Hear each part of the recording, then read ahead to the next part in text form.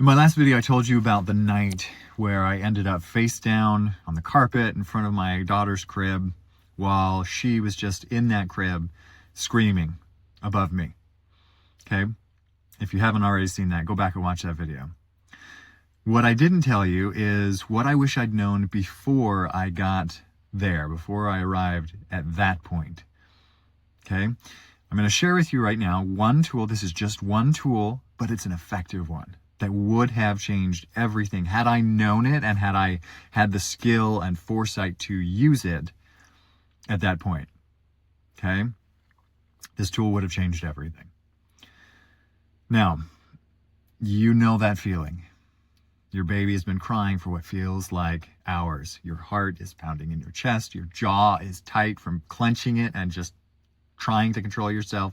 Your vision is starting to narrow, like the whole world is just shrinking down to just you and this screaming child and that pressure that's building in your chest. That right there, all those feelings, all those sensations, that is your nervous system being hijacked. And when that happens, that rational part of your brain, the part that knows that you love this child, the part that knows that you would never actually do anything to hurt them, it goes offline.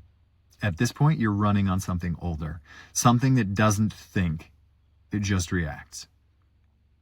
Here's the thing, you cannot think your way out of that state. You can't logic yourself calm, but you can use your senses to sneak in through the back door, okay?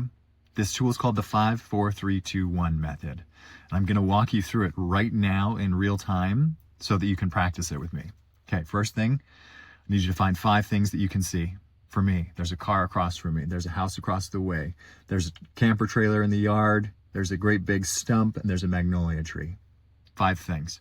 Doesn't matter what they are, just notice them in the environment around you. 5 things. Name them. Next, 4 things that you can hear. For me, I can hear a few birds. I can hear the AC of the car across from me running. I can hear a few clicks as the car around me settles and cools down. I can hear a little bit of wind, okay? Doesn't matter what it is. Name it, get up to 4. 4 things you can hear. Next, 3 things that you can touch, okay? For me, the wool of my sweater. I have the leather of the steering wheel, okay? I've got, I can feel my shoes kind of pinching my feet a little uncomfortably. You're not trying to change anything. You're just noticing what is already there. Next, 2 things that you can smell. For me, I can smell the leather, the interior of my car. And the other thing, my sweater. It was made by my mom. I can still smell whatever it is that she makes her house, scents her house with. I can still smell that, okay? Doesn't matter what it is. Just notice it about the room that you're in. Okay, last, 1 thing that you can taste. For me, just brushed my teeth and used some mouthwash. I can still taste the kind of the residue of that, right? For you, could be coffee, could be this, that, the other thing, could just be your mouth from not working or not drinking enough water. Doesn't matter. It doesn't matter what it is. Just notice it and name it. That's it. That's the whole thing. Okay? That is the entire tool. 5, 4, 3, 2, 1. That's it. That's the whole tool. And here's why it works. When your brain is flooded with stress, right? It loses track of the present. You're no longer in the present moment. It's either stuck in what just happened or racing ahead to what might happen next. Your senses, on the other hand, are anchored in right now.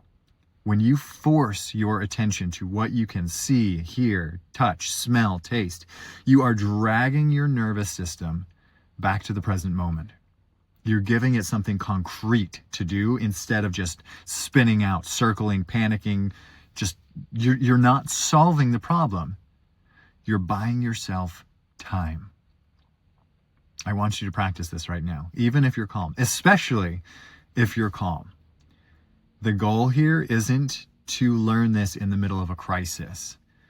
The goal is to make it automatic before you need it, so that when your baby is screaming and your pulse is spiking and every cell in your body is telling you to fight or flee, your hands already know what to do. Okay, this won't fix everything. It won't make your baby stop crying. It won't erase the exhaustion or the doubt or the fear that you're not cut out for this. But it'll buy you 60 seconds. And sometimes 60 seconds is the difference between the dad you're afraid you might become and the dad you're choosing to be. Practice it tonight, tomorrow, in the shower, in the car. Make it yours. And I'll see you in the next one.